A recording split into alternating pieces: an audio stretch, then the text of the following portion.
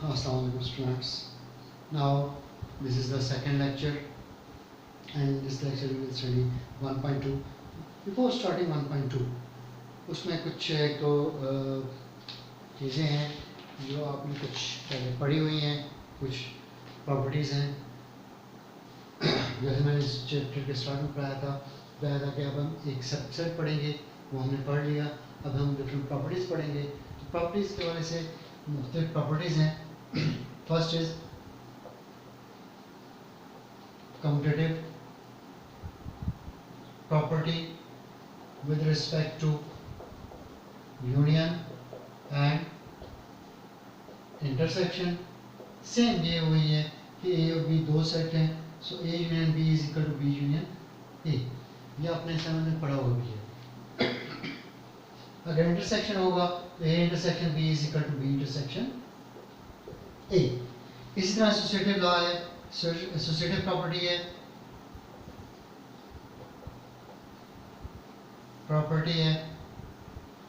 with respect to union and intersection also। अब उसमें हमारे पास यही है, तीन सेट हो जाते हैं, A union B union C and A union B union C. और इंटरसेक्शन करेंगे तो इसमें हमारे पास इंटरसेक्शन का ऑप्शन आता है। एक और इम्पोर्टेंट चीज़ है, that is De Morgan's law.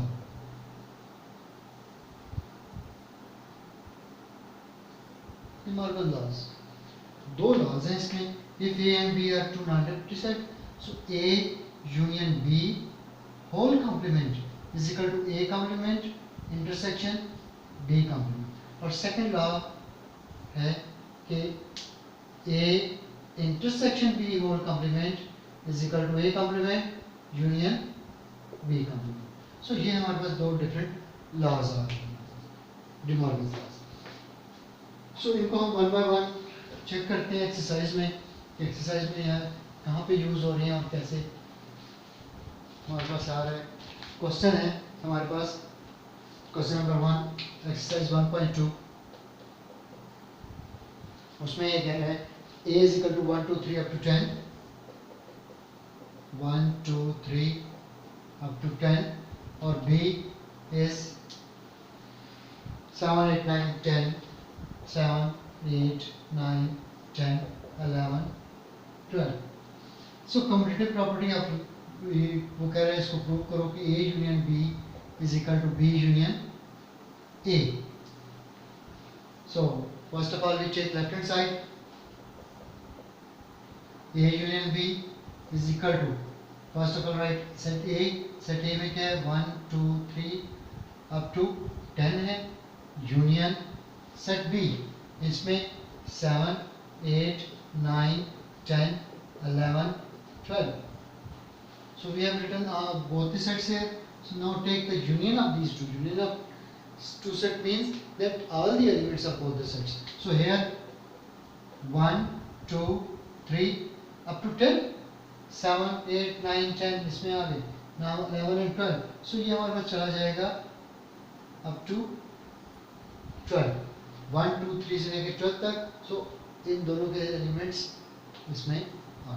Now take right hand side here, A B union A is equal to, first of all we write B, set B, element of B 7 8 9 10 11 12, union 1 2 3 up to 10।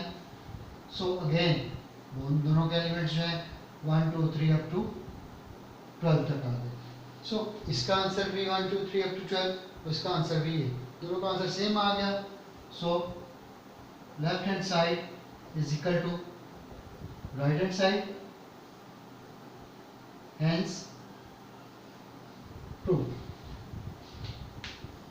ये union की property आ गई जो उसने question में लिया है। तो अब हम इसको इसी को इंटरसेक्शन में देख लेते हैं।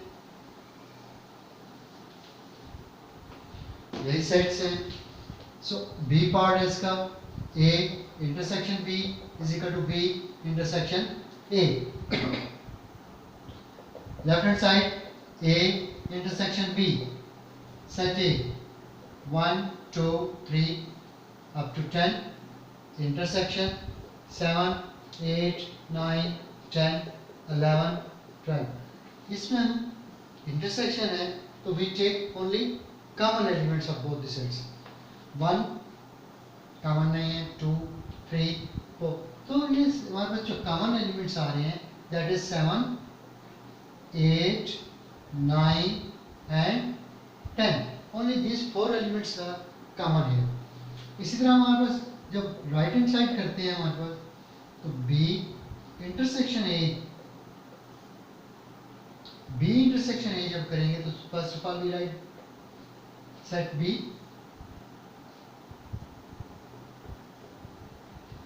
Intersection A 1, 2, 3 up to 10। सो इसके एलिमेंट्स जो कॉमन है दोनों में 7, 8, 9, 10 ये दोनों में कॉमन एलिमेंट्स हैं। सो दोनों का आंसर सेम आ गया। So left hand side is equal to right hand side,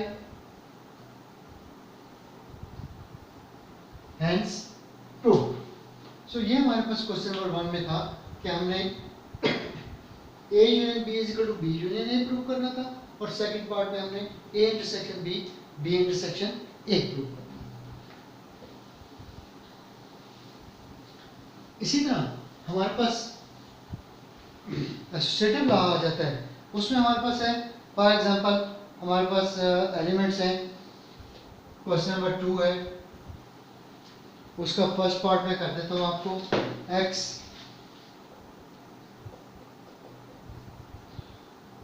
a b c d, y b d c and f and z is equal to c f g h। Again वो इसके first part में कह रहा है कि A union B union C is equal to A union B union C। सो हम left hand side लेते हैं first of all. Sorry x x union y union z is equal to x union z y union z। So take the left hand side here. X union Y union Z is equal to, first of all write set X, A B C D union bracket start set Y, B D C F union Z, C F G H bracket close. So rule के तहत first of all हमने bracket solve करनी है। A B C D union means both the elements of these two sets। so B C D F G H। अब इन दोनों का union जब हम लेंगे हमारे पास आ जाएगा A B C D F G H, दोनों का एलिमेंट्स के साथ। Now come to the right hand side. X union Y union Z। So again bracket start, X is A B C D union Y B D C F bracket close and union C F G H। इन दोनों के elements A B C D और F union C F G H। अब इन दोनों को जब हम union लेंगे तो हमारे पास क्या आ जाएगा, are the elements A B C D F G और ये एच। अब लेफ्ट हैंड साइड ये है, राइट हैंड साइड ये है, सो दोनों का आंसर सेम आ गया। So left hand side is equal to right hand side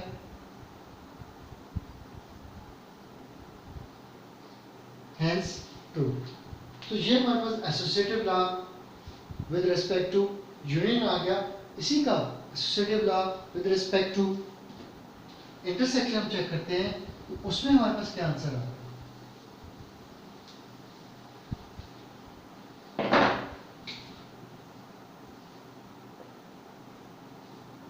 x intersection y intersection z is equal to x intersection y intersection z. So here first of all left hand side x intersection y intersection z is equal to x a b c d intersection y b d c f intersection z c f g h। अब इन दोनों का common elements लिखेंगे, intersection है, so we have write only common element, we have to write only common elements. Intersection common element b d c f g h, so c f is here, c f, so c f is common। अब इन दोनों में जो common है a b c d और c f, so दोनों में सिर्फ c common. इसी तरह हमारे पास राइट हैंड साइड आ जाएगी x intersection y intersection z, bracket start है x set x a b c d intersection y b d c f intersection z c f g h। अब इन दोनों के common elements first of all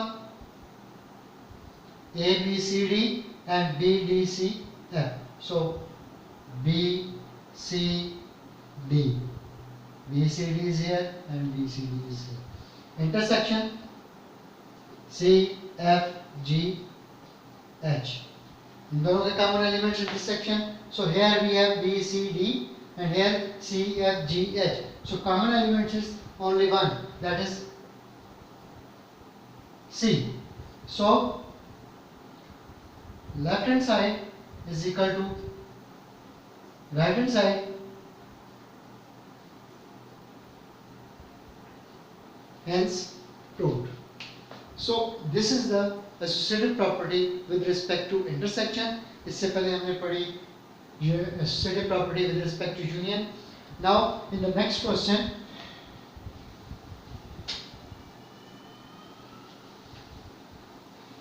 उसमें हमारे पास एक और property use हो जाती है, दैट इज ए। उसमें क्वेश्चन नंबर 3 में हमारे पास सच है a is equal to A B C, b is equal to B D F और c is equal to A F C. Property हमारे पास है A union B intersection C is equal to A union B intersection A union C. This property is known as distributive property of union over intersection. So left hand side हम लेते हैं first of ऑल, इसमें भी A union B intersection C, so A B C union B B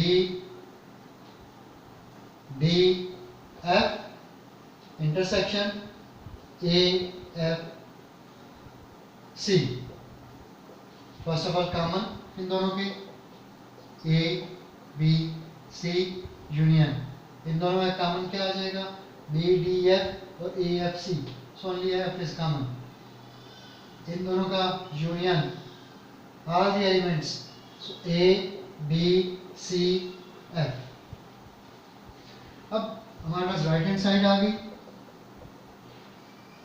A union B intersection A union C. First of all A set A B C union B B D F intersection A set A B C union C A F C. सो इन दोनों का first pass इन दोनों का union और इन दोनों का union A B C D F intersection A B C और अब इन दोनों में से कॉमन क्या आ जाएगा हमारे पास A B C D F and A B C and F. So common is only A B C F. अब इसका आंसर भी हमारे पास A B C F, इसका आंसर भी A B C F. So left hand side is equal to right hand side. Hence proved. ये हमारे पास आ जाएगा. इसीलिए हमारे पास एक और क्वेश्चन है इस एक्सरसाइज का, that is Venn diagram. Through Venn diagram question number 5 है कि यूनिवर्सल सेट है हमारे पास एन. सेट ए है